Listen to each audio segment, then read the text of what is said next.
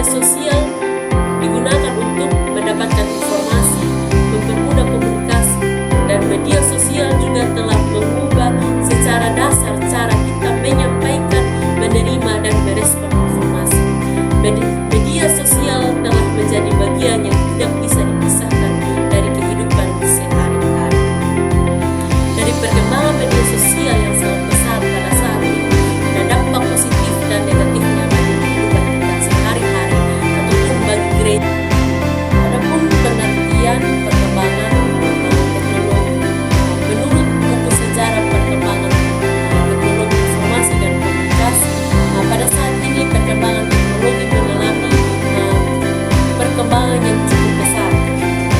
Jadi menurut ini, perkembangan teknologi sendiri adalah majunya teknologi dari masa ke masa menjadi lebih canggih atau lebih baik. Atau dapat disebutkan bahwa perkembangan teknologi adalah proses penemuan dan penyebaran teknologi yang luas dan baru untuk mempermudah kebutuhan manusia dan mampu mengubah cara hidup manusia. Contoh teknologi modern pada saat ini yaitu perkembangan media sosial. Media sosial saat ini sangat besar di kalangan masyarakat. Media sosial bukan hanya alat hiburan, tetapi media sosial juga sebagai alat komunikasi.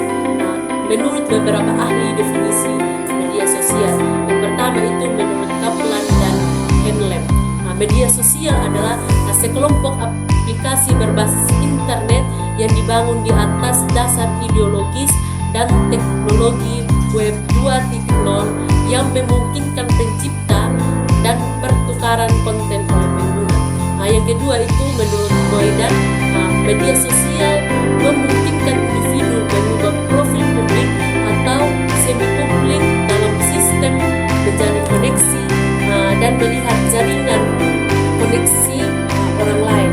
Dari definisi di atas jelas bahwa media sosial merupakan media komunikasi digital yang memungkinkan interaksi dua arah ataupun kolaborasi antara dua.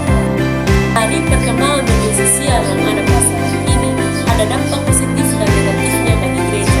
Itu dampak positifnya bagi gereja itu yang pertama itu mempermudah penyebaran informasi. Dengan adanya media sosial, orang dengan mudah mendengarkan firman Tuhan melalui media sosial tanpa harus pergi ke gereja untuk mendengarkan guru Injil atau guru pendeta untuk berkhotbah. Dengan adanya media sosial ini, orang dengan mudah mendengarkan firman Tuhan. Yang kedua itu promosi gereja. Dengan adanya media sosial juga kita dapat mempromosikan gereja, mempromosikan kegiatan-kegiatan yang ada dalam gereja.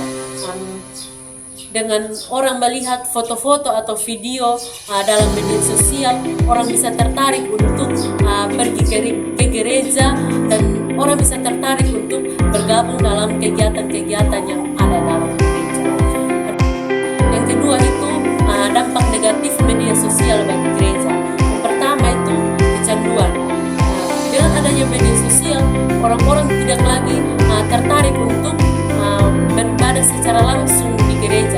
Orang-orang lebih tertarik atau kecanduan mendengarkan khotbah, doa melalui media sosial tanpa mereka melakukan relasi dengan sesama jemaat. Yang kedua itu kurangnya interaksi antara jemaat.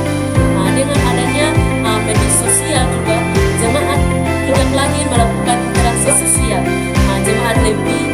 Jemaat atau orang-orang lebih mengalihkan perhatiannya ke media sosial. Terkadang kita sebagai anak muda terlalu fokus pada media sosial, kita tidak melakukan relasi yang baik dengan sesama. Padahal dengan relasi yang kita lakukan itu dapat membangun kebersamaan yang baik dan dapat menumbuh iman kita.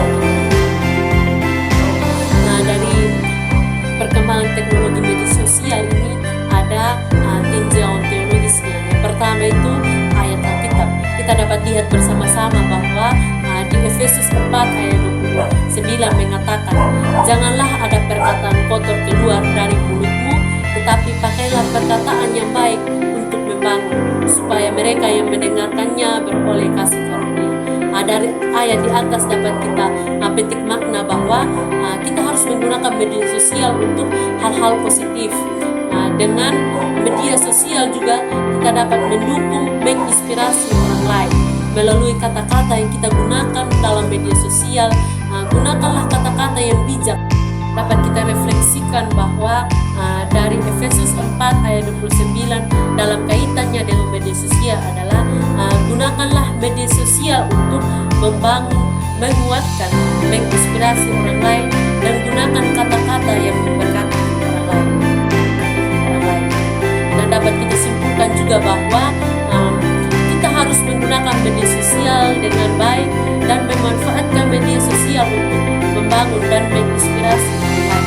Mari kita sebagai generasi muda gunakanlah media sosial untuk membangun dan menginspirasi orang lain